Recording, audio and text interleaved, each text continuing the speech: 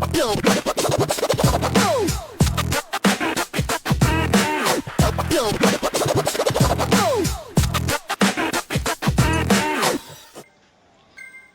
and welcome. For those new to my channel, welcome. For those returning back, appreciate your viewership. Well, and welcome back. This is the Club Ladder Race, and I am on the Dirty Watts Dirty Crabz team versus the ATP Alphas. And while coming into this race, we are the underdogs. Lots of underdogs. As you can see, I'm changing my shirt, making sure I'm in the right colors for the team. Because while I am primarily on the Dirty Watts team, I race a few different race categories or race leagues for them. And so I'm constantly having to change shirts. And so here I go, changing my shirt, changing my hat, making sure it matches, and getting the race going. So I am on the SL8, S-Works SL8 tarmac with the level 1 upgrade and the Zip 858 wheels, which I'm expecting them to do some good work for me today. Because why not? They're supposed to be a little bit faster, a little bit better in terms of performance. Obviously, I'm not the only one on the SL8. Seems like everybody's on the SL8 right now.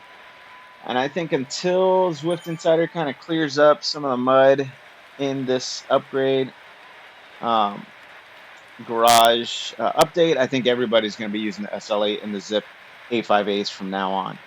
Unless you're a Pinarello fan, which I like my Pinarello, and I really wish it would be performing better versus the SL8, but I got to go with what's working best. So as we go through here, my focus is to make sure that I am staying with this front group and not falling too far behind, because after all, this is my first go around with the Dirty Crabz team doing a Zwift ladder race. And so as we kind of fast forward here a little bit, we are starting to head into probably the pivotal part of this incredibly long lead in, which is absolutely insane for a Zwift race to have a lead in this long, but that's what the Richmond roller coaster is all about. So as we start to climb this hill, I know that it is important for me to not only get over this hill, but also get over the next one in as best position as possible. But I am by far one of the heaviest on the team. We got one of our other guys is about 96 kilograms. I'm around 81 kilograms. And I know the ATP team has a rider that's around 100, if not more than 100 kilograms. And so we got some work to do. We got to make sure that we keep the pressure on, because all these light riders that are 70-ish kilograms and below are pulling ahead fast. And so I didn't want to get left far behind. So I'm doing my best to use my steering to kind of keep the ATP rider out of my draft and make them work a little bit harder. Because again, that's the name of the game when it comes to club ladder racing, is you got to be as efficient as possible and make make the other team work as hard as possible. Make them do the work so you can stay efficient and then really make it a photo finish. If not, all out, run to the line. And so as I'm starting to creep back up here onto the back of these ATP riders, I know that as long as there's a few seconds gap, I could bridge that, especially on the downhill. Part of the reason why I put in a monumental effort this weekend to upgrade my SL8, literally did 100 kilometers in one day, because I'd already had over 100, or right around 100 kilometers in total since I got the bike a couple days ago.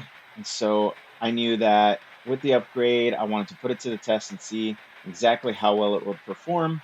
And so as we're going through this long slope in the valley before we get to the main part of the city, I'm starting to ease back just a little bit to make sure that this rider is the one that ends up doing the work. Although I still want to bridge that gap because it's only about 6 seconds long. And so I turn in tight on this curve, get, a couple seconds gap, and this ATP rider comes back. And so I'm using my play controllers as best I can to kind of get the person out of my draft, as well as pump the brakes a little bit just to get them in front of me. And so I can start to soft pedal a little bit more. And right now we're holding about, I'm holding 250 watts, 220 watts, kind of hovering in that range. And, this is probably the easiest effort that I've done at this moment, but I'm really starting to look at that gap and seeing it grow and knowing that if I could bridge that gap, then I will not only be able to catch up, but also, do some work for the team. So I put a little bit of a dig on this climb right here, not really a climb, but a little bit of a hill, and just to kind of put some pressure on that rider just to see how it's going. And so I end up pulling forward. I'm about, 40, 50 meters ahead of him, starting to pull away at 3 seconds ahead. And I know at this point, I have got to motor on. I've got to be able to, give it as much as I can to just keep going. And so I'm staying in the, you know, three, upper twos, low 3 watts per kilogram, as I, push forward, because that's really the only way I'm going to be able to close this gap. I've got about 10 seconds now on that ATP rider, but I'm still 10 seconds away from my next rider, Skip. So I know that I've got to keep on the gas in order to catch up to Skip, and then be able to stay with that group to uh, to then kind of keep us together and keep us, you know, keep working for the team, and ultimately positioning myself in a place where I could potentially get some maximum points. And so as I start to climb up this hill, I catch up to Skip, and I'm letting him know on the radio that I'm coming up, because we're obviously on Discord talking and seeing where we're at, seeing what we can do. And so I pull up in front of him just to give him some draft, because obviously being on your own, it can be painful. And I've been there many times in the Valley of Despair. And so I end up reaching across the radio and asking him, like, hey, do you want me to push on, or do you want me to, you know, we can work together as we get up this hill. And so right now the focus is just to get on top of this hill as best we can together, even though he's about 1 second or so behind me, but he would still be getting a little bit of draft, um, from me at this point, and kind of pacing off of me so we can get up as quickly as possible to the top of this hill. Um, but at this point, he's letting me know, just, hey, just, get to the top, keep going. And that is when I start to look at the distance between me and the group in front of me. So they are 20 seconds ahead. And I'm thinking to myself, 20 seconds, not a big deal. If I put in a dig, a deep effort, then I might be able to bridge that 20 seconds in, maybe a minute or two, not thinking that it was going to be that difficult. But once I get the go ahead to keep going and I start laying that power down, boy, oh boy, did I not know what I was getting into. So I did a big dig as I was coming over this little bit of a hill and kind of going back into the city. So that way I can kind of build my momentum up. My focus here was just kind of staying. I found a gear that was working. I was doing about, 90-ish RPM, and kind of staying in that range, 90 plus, almost 100 RPM, staying in that range. I felt good, felt like I could hold it. And so I was just doing my best to stay there, but switching between, that gear and the gear up, depending on whether or not I was going uphill or downhill. So that way I can stay in that zone, which was keeping me in the mid to upper 3 watts per kilogram and 280-ish, 290 watts, which at first it hurt. I was in some serious pain. I could not believe how much my legs were hurting. But as the time went on, I started feeling a little better and a little better. And I start getting this thing in the back of my mind thinking I could actually bridge this gap. And as you can see right now, the next group ahead of me is about 28-ish seconds, which is not close. Like from the moment I launched, they were, they basically gained almost 10 seconds. And at this point, it is me versus them. I've got to push as hard as I can, keep my momentum up, but ultimately close that gap. And so I am just motoring on as best as possible. And I'm going to fast forward through this, but you'll get to see what this experience was actually like. Now, if you look at the clock, you'll see I'm around 18 minutes. And when I started, it was about 18 minutes and 20 seconds.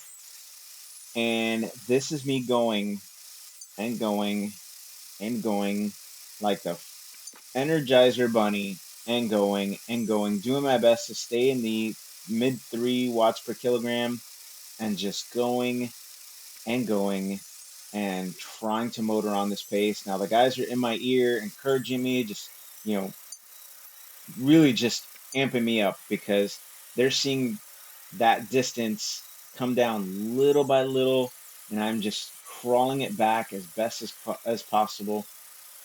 And so as I'm getting closer and closer and closer, you see right now I'm at about 26-ish minutes, creeping up on 27 minutes. And so it took me right around 9 minutes, and not even, it's probably more than, probably over 10 minutes to actually catch on to the back of the group. So for 10 minutes, I held right around 3.5 watts per kilogram average. And I actually brought my 20-minute power up because of that effort. And boy, was I excited to finally get onto the back of this group because man, that hurt. That took a lot of a lot more effort than I ever imagined I could put out.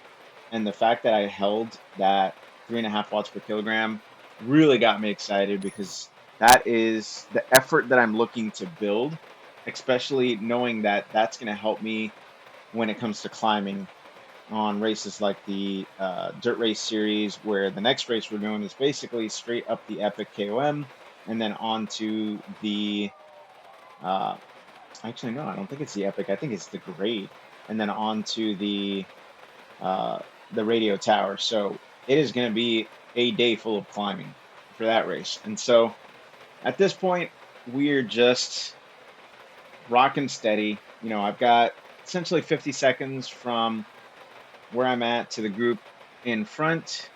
But we're not gonna, you know, at this point, our job is to stay on the heels of these ATP riders. Now, I don't know if you guys have seen this, but that side to side rocking motion, I doubt that is them. I think that is a, something going on with the new pack dynamics is causing that side to side drift. And so it ends up kind of creating that drift, and then my rider starts to pull and, try and mimic that drift, and then it just gets worse and worse until, someone gets thrown out to the side, which typically ends up being me. But at this point, we're just staying in our formation, staying in our group of four. Um, Riz and I hadn't at this point talked about, what was going to happen for the sprint, other than just clarifying, what the final sprint is, how long the sprint is going to be. Because for me, I need to know, you know, I want to know kind of what I'm going into. I know that I can out sprint essentially the group that I'm with. Me and Riz. So Riz is a lighter rider than me. He's probably got, I don't know, maybe 5-10 kilograms less than me, but he's got a powerful sprint. He and I are matched almost 1 for 1 when it comes to our sprinting abilities. And so I know we can, out sprint these two ATP riders. They're a little bit, I think, probably, well, the rider in front of me is definitely heavier than I am. He's about, 20 kilograms heavier than I am. Um, and then the other ATP rider, I'm not sure what their weight is, but ultimately on this flat, on a flat surface, the heavier rider is going to pull the best momentum. And so I know that I can outpower the ATP riders, but maybe they can, hold their own when it comes to getting up to speed and making that, making their momentum count. And so as we start to get within a kilometer and a half here, I am just doing my best to recuperate as much as I can, knowing that the end is almost near. which is really the, it's going to come down to this.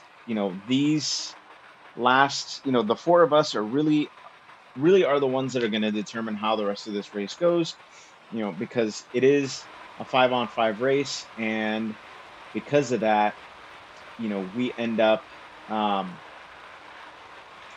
we end up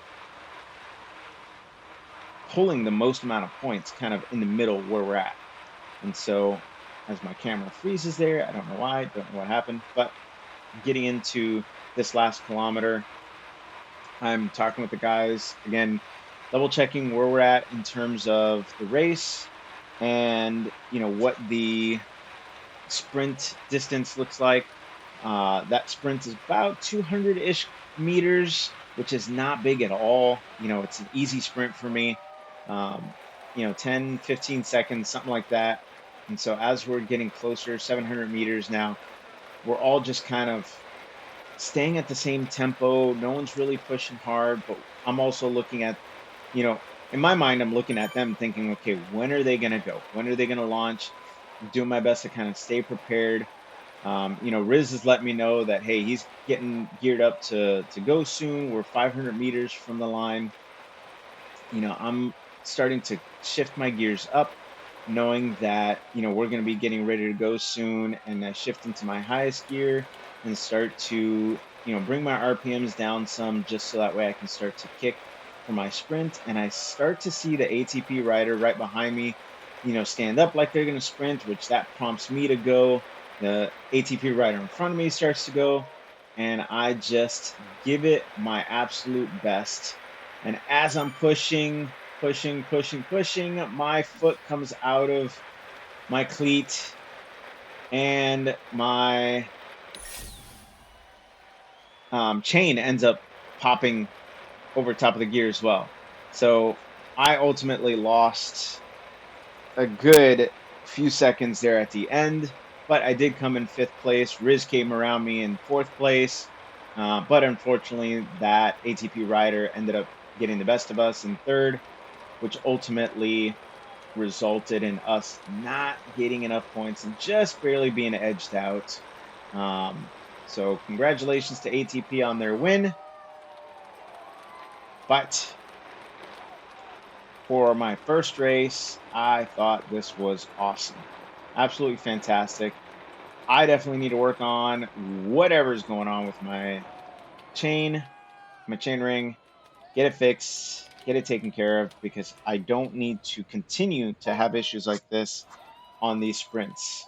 Because, yeah, whole point of, part of the big purpose of me being on this team is the fact that I can, I have a strong sprint for scenarios like this. So, with that being said, hope you guys enjoyed. Hope you guys decide to find your own ladder teams if that's what you desire. If not, I'm sure there's always room somewhere in the Dirty Watts organization for you, if that's what you're looking for. And I will catch you guys on the next race. Guys, Miguel, from that thing you just watched, if you know where that reference is from, please leave it down in the comments below. One of my favorite channels. If you enjoyed this video, please hit the subscribe button, watch videos, playlists, whichever pop up. But thank you so much for joining me on this journey, and I hope to see you next time.